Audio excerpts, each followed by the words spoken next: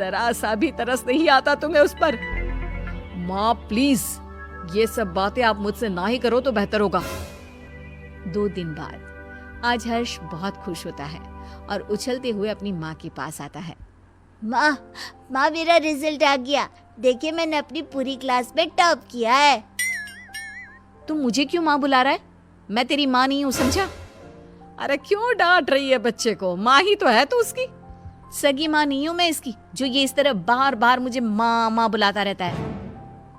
ये सगी माँ कौन होती है? क्या माँ भी कभी सगी और पराई होती है? लो, फिर शुरू हो गया। माँ जी, आपने ना इसे बहुत सर पर चढ़ा रखा है। अब आप ही संभालिए इसे। दृष्टि स्कूल से आती ही होगी, मुझे उसके लिए खाना भी बनाना है। इतना कहकर महिमा वहां से चली जाती है। दादी, कोई मुझे प्यार क्यों नहीं करता? सब दीदी से ही क्यों प्यार करते हैं? अरे ना ना बेटा, ऐसी कोई बात नहीं है। दृष्टि बड़ी है ना, इसलिए बस सबको उसकी फिक्र लगी रहती है। फिक्र और प्यार दोनों में अंतर होता है दादी। मम्मी पापा ना तो मेरी फिक्र करते हैं और ना ही मुझसे प्यार। 7 साल के बच्चे की ये बातें सुनकर वसुंधरा खामोश खड़ी रह जाती है। उसे समझ में नहीं आता कि वो बोले भी तो क्या। इतने में ही वहां दृष्टि भी आ जाती है। मम्मी पापा मुझसे प्यार इसलिए करते हैं क्योंकि मैं उनकी सगी बेटी हूँ, और तुम्हें तो वो अनाथालय से उठाकर लाए हैं। दृष्टि, कितनी बार समझाया है, इस तरह बात नहीं करते। छोटा भाई है वो तुम्हारा। ये मेरा कोई भाई भाई नहीं है। दीदी, मैं आपका सगा भाई नहीं हूँ, तो मेरा भी तो आप लोगों से कोई खून का रिश्ता नहीं है। उसके बाद भी जब मैं आप लोगों का स्वीकार कर सकता हूँ, तो आप लोग क्यों नहीं अपना रहे मुझे? शोर सुनकर गिरीश और महिमा भी बाहर आते हैं। इतना शोर क्यों हो रहा है यहाँ? क्या चल रहा है ये सब? देखिए ना पापा इस लड़की को। क्यों रे हर्ष, आप कौन सा ज्ञान झाड़ रहा है तू? मैंने तो बस छोटा सा सवाल ही पूछा था दीदी से। अगर उनके लिए मैं कोई गैर हूँ, तो आप कौन से मेरे सगे हैं? उसके बाद भी जब मैं आपको अपने जन्मदाता की जगह दे सकता हूँ, तो आप लोग ऐसा क्यों नहीं कर सकते? हर्ष के इन सवालों से पूरे घर में सन्नाटा छा जाता है। वसुंधरा अपने आंसू पोंछते हुए गिरीश और महिमा से सवाल करती है। अब क्यों चुप हो तुम लोग? जवाब दो ना इस बच्चे के सवाल का।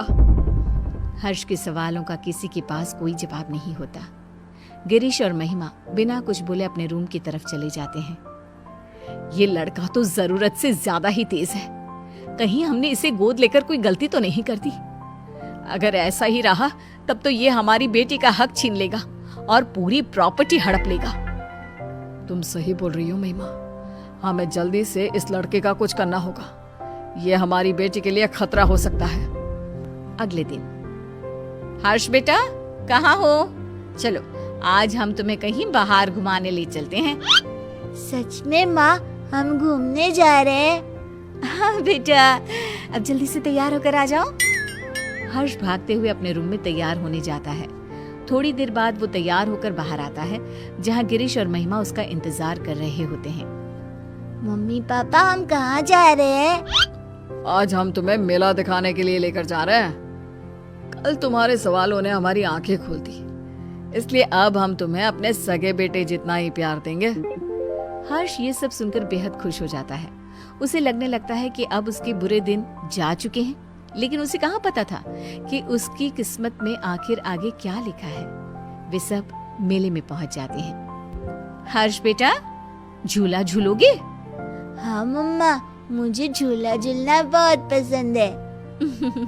ठीक है, तुम जाकर झूला झूल लो, हम लोग तुम्हारा यहीं इंतजार करते हैं।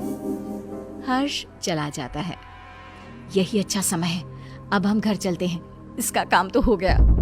सही कहा तुमने, मेला घर से इतना दूर है कि ये वापस लौटकर कभी नहीं आ पाएगा। गिरीश और महिमा वहां से चले जाते हैं। हर्ष जब वापस लौटता है तो उसे वहां कोई नजर नहीं आता। वो पागलों की तरह अपने परिवार वालों को ढूंढता है। कुछ घंटे ढूंढने के बाद जब उसे कोई नहीं मिलता तो उसे सब समझ आ जाता है। अब वो करता भी तो क्या?